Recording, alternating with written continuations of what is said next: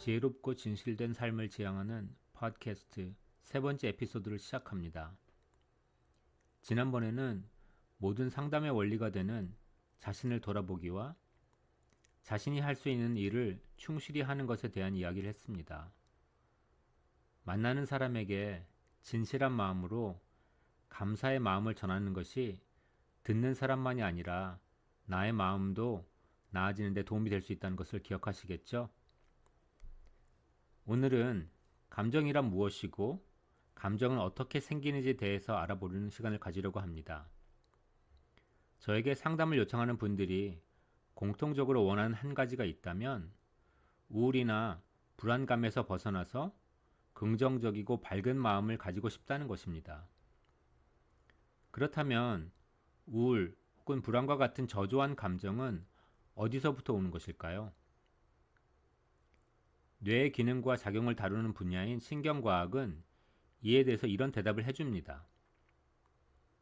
입력된 다양한 정보를 바탕으로 뇌가 신경 전달 물질을 생성하고 뇌세포의 집단들이 그것에 반응하는 것이 우리에게는 감정이라는 것으로 다가온다고 설명합니다. 이것이 사실이라면 입력 정보에 따라서 출력 결과도 달라질 수 있다는 가정을 할 수가 있겠습니다.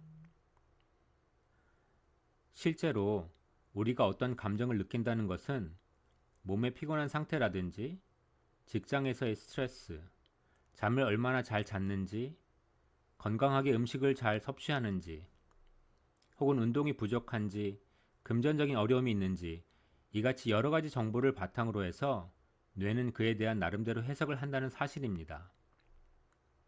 간단하게 말하자면 감정은 뇌에서 제공되는 단순한 출력 정보라고 생각하면 되겠습니다. 이 출력을 바꾸려면 당연히 입력 정보를 바꾸는 것이 마땅하겠죠? 그런 방법에 대해서는 앞으로 계속 얘기를 드리겠지만 오늘은 이를 바탕으로 해서 한 가지를 꼭 말하고 싶은 게 있는데요.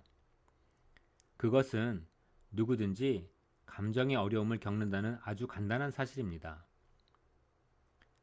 실제로 많은 사람들이 뭔가 기분이 처지고 우울하고 불안한 감정을 자주 느끼고 있는데 그 사실을 가족이나 친구들에게 굳이 말하지 않는다는 사실입니다.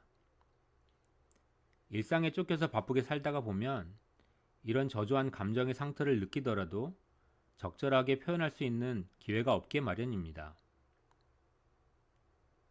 겉으로는 아무 문제가 없어 보이는 사람들도 실제로 속으로는 저조한 감정을 느끼는 때가 생각보다 자주 있다는 사실은 이런 감정을 느낄 때 내가 뭔가 잘못되었다거나 혹은 내가 정신적으로 약자인가? 라고 생각하는 것은 과잉 해석일 수도 있다는 말입니다.